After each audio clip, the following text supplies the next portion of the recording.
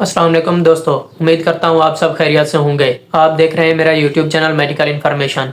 आज हम इस वीडियो में बात करेंगे 10 टॉप इमरजेंसी इंजेक्शंस के बारे में।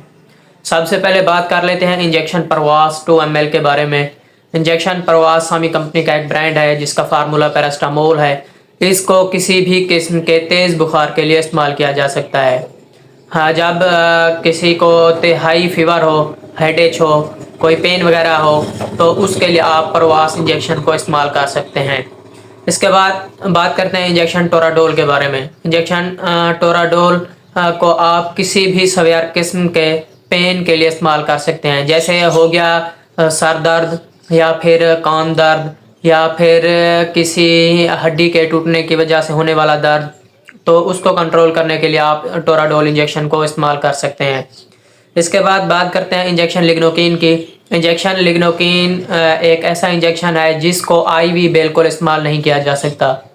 इसको आईवी इस्तेमाल करने से इंसान की डेथ हो सकती है। इसको ओनली आईएम इस्तेमाल किया जाता है। इसको उस वक्त इस्तेमाल किया जाता है जब किसी को कोई बिच्छू वगैरह काट ले, तो उस ख़ास जहाँ पर काटा गया है तो उस ख़ास जगह पर इसको सुन्न करने के लिए लगाया जाता है ताकि दर्द वगैरह ना हो। उसके बाद आप बात करते हैं इंजेक्शन आईवेल के बारे में। इंजेक्शन आईवेल जो कि इस्तेमाल किया जाता है किसी भी किस्म की एलर्जी के लिए।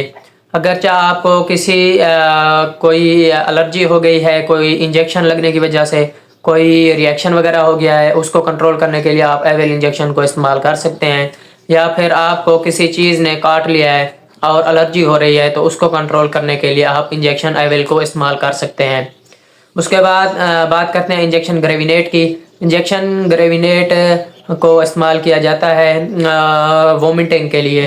अगरचे आपको बार बार उल्टी आ रही है तो आप इंजेक्शन ग्रेविनेट को इस्तेमाल कर सकते हैं। या फिर आप को कोई खाने के अंदर जलन हो रही है या फिर मैदा कोई अपसेट है, बार बार कै आ रही है, तो उसके लिए आप इंजेक्शन ग्रेविनेट को इस्तेमाल कर सकते हैं। आप इसको भी उस वक्त इस्तेमाल कर सकते हैं जब आप सफ़र पर जा रहे हों, तो सफ़र पर जाने से पहले आप आधा घंटा पहले इंजेक्शन ग्रेविनेट को आईएम लगा लें तो उल्टी वगैरह नहीं आएगी। इसके बाद बात करते हैं इंजेक्शन हेजोनेट के बारे में। इंजेक्शन हेजोनेट एक ऐसा इंजेक्शन है जिसको किसी भी किस्म के ट्रीट के लिए इस्तेमाल किया जा सकता है। अगरचे आपको किसी किस्म का कोई रिएक्शन हो गया है इंजेक्शन का, तो उसके ट्रीट के लिए आप हेजोनेट इस्तेमाल कर सकते हैं। या फिर आपको कोई दमा वगैरह है तो उस वक्त भी आप इस्तेमाल कर सकते हैं हेजोनेट को। या फिर आपको कोई चेस्ट इन्फेक्शन है तो उस वक्त भी आप इंजेक्शन हेजोनेट को इस्तेमाल कर सकते हैं। या फिर आपको सांस लेने में दुश्वारी हो रही है, इसी किस्म का कोई सवेयर किस्म का कोई मसला है, तो आप इंजेक्शन हेजोनेट को इस्तेमाल कर सकते हैं।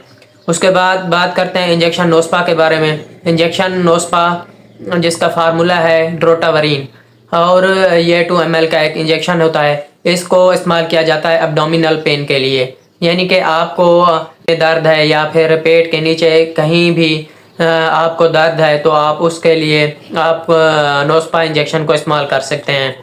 उसके बाद बात करते हैं इंजेक्शन डिक्लोरान के बारे में। इंजेक्शन डिक्लोरान का फार्मूला है डाइक्लोफिनेक, और आप इसको किसी भी किस्म के पेन के लिए इस्तेमाल कर सकते हैं। अगरचे आपको बॉडी में कहीं भी या सर दर्द है या चोट लगने की वजह से दर्द है, या फिर आपको दाढ़ दर्द है, आँख में दर्द है, कोई कान में दर्द है, तो आप उस दर्द को कंट्रोल करने के लिए आप इंजेक्शन डिक्लोरान को इस्तेमाल कर सकते हैं।